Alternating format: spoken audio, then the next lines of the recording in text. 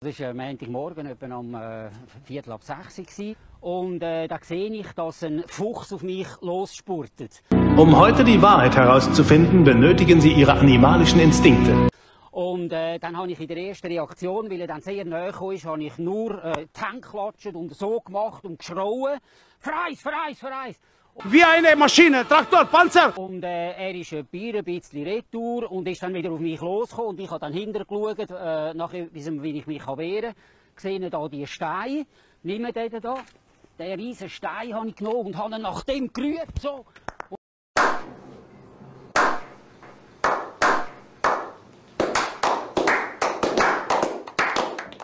Und dann nachher ist er nur etwa 2 Meter ist er retour und ich bin mit Herzklopfen hinter sie gelaufen und er ist wieder auf mich losgekommen.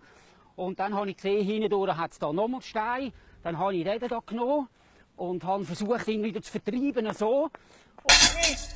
Und dann habe ich gesehen, ist er auf den Stein und hat an dem Stein herumgeschnuppert. Und dann habe ich gedacht, ja, jetzt kann ich mich in Sicherheit bringen, wo ich wohne.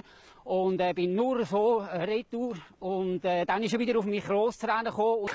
Dann machen wir uns doch da aus dem Stall.